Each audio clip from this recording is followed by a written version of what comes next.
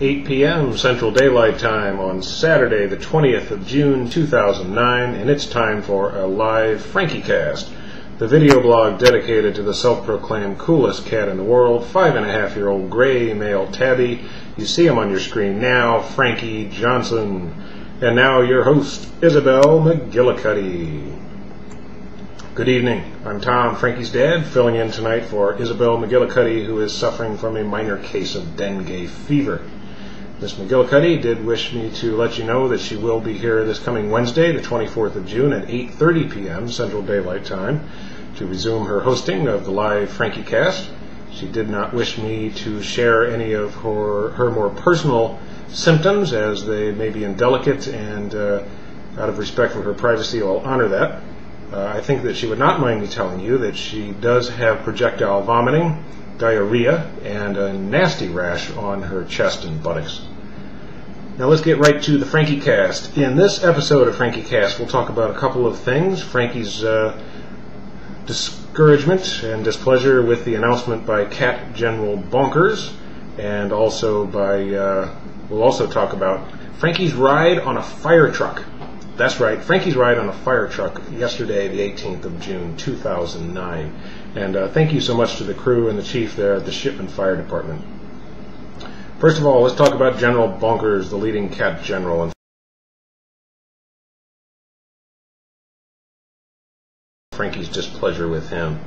Frankie was not happy with General Bonkers' announcement that the war on string may in fact be unwinnable. While Frankie agrees that it may indeed be unwinnable, he believes that the best tactic, instead of emboldening string by admitting that the war may be unwinnable, the best tactic would be to attack some Middle Eastern country who, it will be shown, has never manufactured, nor harbored, nor promoted string.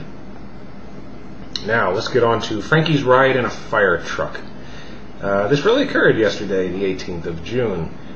We had a little incident here with our alarm system, in which an ongoing problem with the carbon monoxide detector has not been corrected by our alarm company. I won't say who it is, but their initials are ADT, and they have canceled for 3 consecutive Thursdays their repair schedule, or their ordered repair on the carbon monoxide detector, which is chirping repeatedly to inform us that the sensor has died. The proper procedure in this case, they informed me, was to push the hush button on the unit to stop it from chirping for 36 hours, at which point it would start chirping again. I was to push the hush button again until finally the repairman could arrive whenever he decided that it would suit him to show up at his appointment, but that's another story. What I discovered through personal experience was that holding the hush button on the ADT carbon monoxide detector for too long sets off a full-fledged fire alarm, sending a signal to the ADT dispatching center that there is in fact a carbon monoxide leak or a gas leak, something which indicates the need to call the fire department. They call the fire department first, then the homeowner, which they did thankfully call me and tell me that the fire department was on the way. At which point I informed them that it was a false alarm.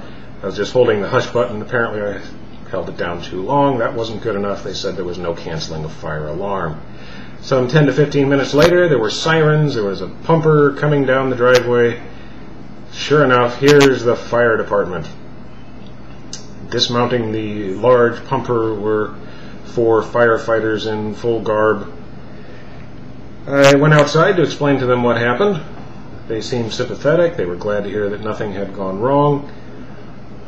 Frankie at this point was encouraging me to ask the firefighters, one of which was the chief of the Shipman Fire Department, if in fact he could ride in the fire truck. Now, I resisted the idea of asking such a question to the fire chief, but finally at Frankie's insistence I said, "Okay, Frankie," and I asked the fire chief, I have this gray cat. He lives with me, and he really wants to ride in the fire truck. I know that's not possible, I'm sorry, but could you just tell him for me that that's not possible, and that will settle the matter? Well, what do you know, the chief allowed Frankie to ride in the fire truck. Now, Frankie is not normally friendly to strangers, but he did allow the chief of the Shipman Fire Department to pick him up, carry him out to the pumper, and off they went. I didn't know if I would ever see Frankie again. Well, they brought him back, the chief and his crew, some 15 minutes later, informing me that Frankie enjoyed his ride. He did ask to blare the horn, and they allowed him to do so, at which point he became scared and hid under the seat in the cab there of the bumper truck. The chief had to extract Frankie from under the seat in order to return him to me, but overall Frankie did seem to enjoy his ride. So a special Frankie salute there to the chief and the crew of the Shipman Fire Department. Thank you so much, and please don't bill me for that false alarm. That's about it for this episode of the Frankiecast. There was, I understand, great excitement today about the fact that you will not have to deal with me again.